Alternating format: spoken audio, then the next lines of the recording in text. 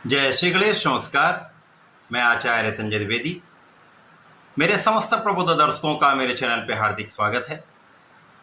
प्रिय दर्शकों, आज मैं दैत्य गुरु शुक्राचार्य के राशि परिवर्तन प्रभाव को लेकर आपके सम्मुख उपस्थित हूँ।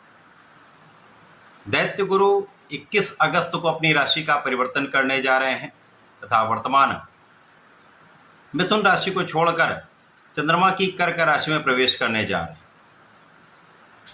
प्रिय दर्शकों, शुक्राचार्य जो दैत्यों के गुरु अवश्य हैं, परंतु अब गुरु हैं तो इनके पास ज्ञान भी है, इनके पास शक्ति भी है और ये इस भौतिक जगत के समस्त सुखों को प्रदान करते हैं।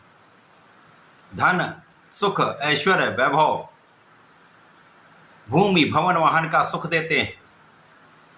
भोग विलास के कारक शुक्राचार्य हैं, प्रेम आकर्षण के कारक शुक्राचार्य हैं तथा इस जगत में जितना भी बड़ा सुख है वो शुक्राचार्य ही प्रदान करते हैं। इसी प्रकार से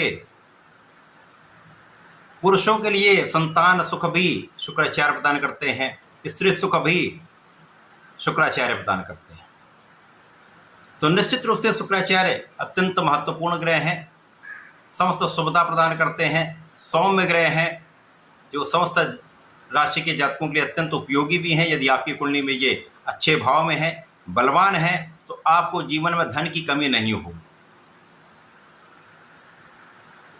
अब शुक्राचार्य राशि परिवर्तन करके चंद्रमा की राशि में पहुंचेंगे। वहां पर चंद्रमा के साथ ही इनका योग बनेगा, साथ ही साथ वहां पर बुध भी उपस्थित होंगे, जिसके कारण एक प्रारंभिक समय में एक त्रिग्रही योग का निर्माण हो जाएगा जो निश्चित रूप से भाग्य को बदलने वाला है, क्योंकि यहाँ पर गज केसरी के समान राजयोग प्राप्त होगा, यहाँ पर महालक्ष्मी योग प्राप्त होगा जो आपको मान सम्मान भी दिलवाएगा, आपको धन भी दिलवाएगा, आपके लिए धन के मार्ग प्रशस्त करेगा, जो निश्चित रूप से अत्यंत बलवान स्थिति है। आज मैं मेष राशि के लिए शुक्राचार्य के इस राशि परिवर्तन का, शुक्राचार्य के इस परिवर्तन से बनने वाले महाराज योग का, लक्ष्मी योग का किस प्रकार का परिणाम आपको प्राप्त होने वाला है, इस समय में इस परिवर्तन से कितने लाभ आप ले सकते हैं अथवा कहीं पर समस्या है तो उसका क्या निराकरण, संपूर्ण विश्लेषण मैं पूर्ण तर्क के साथ करने जा रहा हूं। प्रिय दर्शकों, इस राशिफल को आप अपने लग्न तथा राशि दोनों के अनुसार देख सकते हैं। मेष राशि के लिए शुक्राचार्य आपके धन भाव के स्वामी तथा सप्तम के स्वामी, दो विशिष्ट भाव के स्वामी। सप्तम भाव जो केंद्र का भाव तथा द्वितीय भाव जो धन का, सुख संपदा का, पैतृक संपत्ति का भाव है। शुक्राचार्य इसके स्वामी होकर चतुर्थ भाव जो सुख का भाव है वहां पर गोचर करने जा रहे।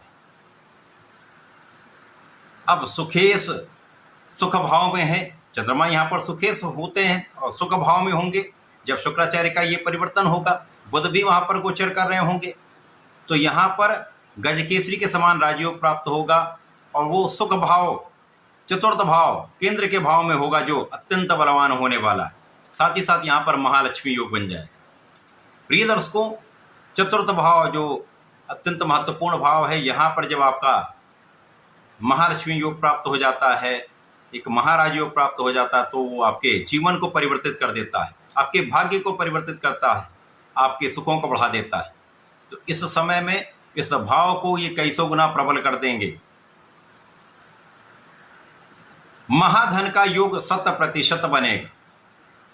अब चंद्रमा की राशि में ये हो रहा, चंद्रमा मंगल के अतिमित्र भाव में होते हैं।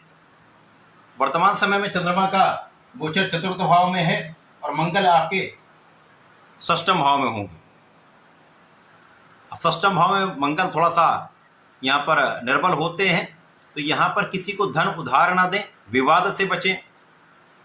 यदि ऐसा आप करते हैं तो किसी प्रकार की बड़ी समस्या नहीं आएगी, परंतु यहाँ पर आपके लिए लग्न पर स्वयं लग्नेश का प्रभाव है, जिसके कारण लग्न अत्यंत प्रबल होगी, ऊर्जा का प्रवाह सही दिशा में होगा, लेकिन उसको नियंत्रित करना आपको आना चाहिए। यदि आप अपनी ऊर्जा को नियंत्रित कर लेते हो तो 100% इस समय का महालाभ आप लेने वाले। धन, सुख, संपदा, ये समस्त भाव आपके प्रबल हो रहे। सुख भाव, धन का भाव दोनों महाप्रबल, तो महाधन लाभ का योग 100% बनेगा। इस समय में आपकी वाणी भी अत्यंत प्रबल होगी। पिता का सहयोग पूर्ण रूप से प्राप्त होगा। पैतृक संपत्ति से आपको महाधन लाभ का योग दिख रहा है। इसी प्रकार से इस समय में भूमि भवन वाहन का आपका योग बन रहा है। भूमि भवन वाहन से आपको सुख की प्राप्ति हो रही है। माता के सुखों में वृद्धि हो रही है तथा इस समय में आपके कार्य क्षेत्र में विशिष्टता प्राप्त हो रही है।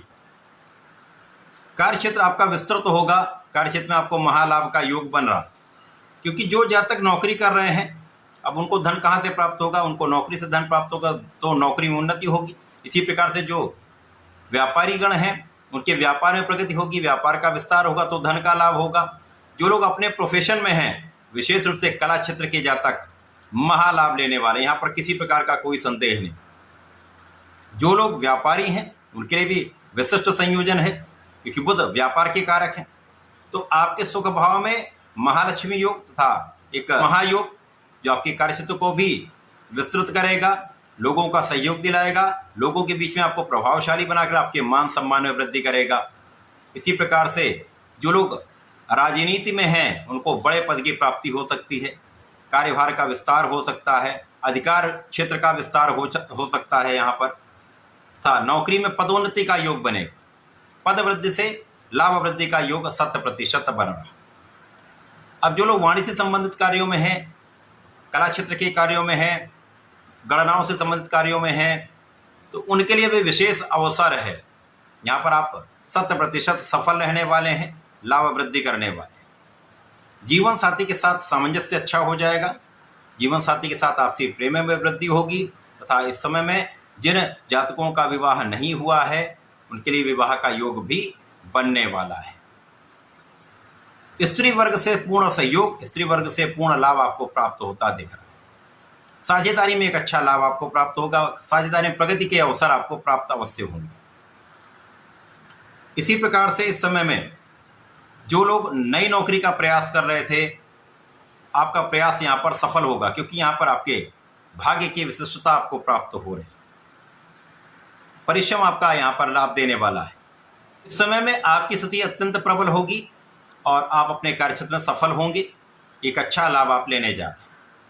मेष राशि के जातकों को इस समय में भगवान शिव की आराधना करनी चाहिए। नमः शिवाय पंचाक्षर मंत्र का जप करना चाहिए।